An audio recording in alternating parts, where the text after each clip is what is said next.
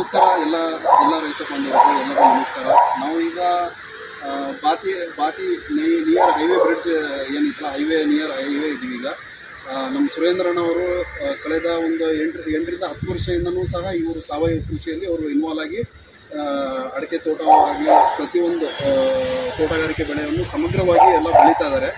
ಇವತ್ತು ಇಂಪಾರ್ಟೆಂಟ್ ಏನಂದರೆ, ಅಡಿಕೆಯಲ್ಲಿ ರೈತರಿಗೂ ಒಂದು ಮಾಹಿತಿ ಏನಂದರೆ, ಯಥೇಚ್ಛವಾಗಿ ಮಳೆ ಆಗ್ತಾ ಇದೆ ಮತ್ತು ಮೋಡ ಕವಿದ ವಾತಾವರಣ ಇದೆ. ಇಂಥ ಸ್ಥಿತಿಯಲ್ಲಿ ಇಂಥ ಒಂದು ಸಂದರ್ಭದಲ್ಲಿ ರೈತರು ಒಂದು ಸರಿಯಾದ ಪೋಷಕಾಂಶಗಳನ್ನು, ನ್ಯೂಟ್ರಿಯೆಂಟ್ಸನ್ನು ಒಂದು ನಿರ್ವಹಣೆಯನ್ನು ಮಾಡಬೇಕು.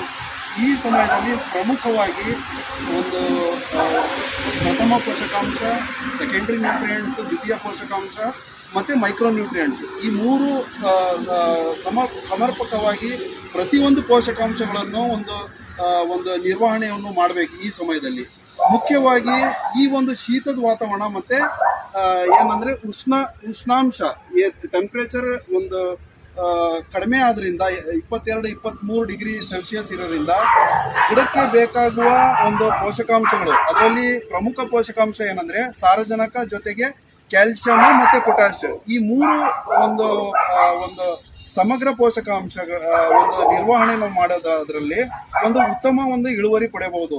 ಈಗ ನಮ್ಮ ಒಂದು ಗ್ರೀನ್ ಪ್ಲಾನೆಟ್ ಟೆಕ್ನಾಲಜಿಯಲ್ಲಿ ನಾವು ಪ್ರಾಮ್ ಆಗಿರ್ಬೋದು, ಪೊಟ್ಯಾಷ್ ಆಗಿರ್ಬೋದು ಮತ್ತು ಕ್ಯಾಲ್ಸಿಯಂ ನೈಟ್ರೇಟ್, ಅದ್ರ ಜೊತೆಗೆ ರೂಟ್ ಗಾರ್ಡ್, ಈಗ ಕೆಲವು ಸ್ಪೆಸಿಫಿಕ್ ಪ್ರಾಬ್ಲಮ್ ಇರುತ್ತೆ, ಸುಳಿಗೆ ರೋಗ ಆಗಿರ್ಬೋದು, ಇಡಿಮುಂಡಿಗೆ ರೋಗ ಆಗಿರ್ಬೋದು, ಈ ಥರ ಸ್ಪೆಸಿಫಿಕ್ ಪ್ರಾಬ್ಲಮ್ಗೆ ರೂಟ್ ಪವರ್ ಅಂತ ಒಂದು ಉತ್ಪನ್ನ ಟೆಕ್ನಾಲಜಿ ನಮ್ಮ ಹತ್ರ ಗ್ರೀನ್ ಟೆಕ್ನಾಲಜಿಯಲ್ಲಿ ನಾವು ಕಾಂಬಿನೇಷನಲ್ಲಿ ನೀವು ಎಲ್ಲ ನ್ಯೂಟ್ರಿಯೆಂಟ್ಸನ್ನು ಸಮಗ್ರವಾಗಿ ನಾವು ನಿರ್ವಹಣೆ ಮಾಡೋದ್ರಲ್ಲಿ ಉತ್ತಮ ಈ ಸ್ಥಿತಿಯಲ್ಲಿ ಉತ್ತಮ ಇಳುವರಿ ಪಡೆಯಬಹುದು ಅಂತ ಈ ಸಂದರ್ಭದಲ್ಲಿ ಹೇಳೋಕ್ಕೆ ನಾನು ಬಯಸ್ತೀನಿ. ಧನ್ಯವಾದಗಳು.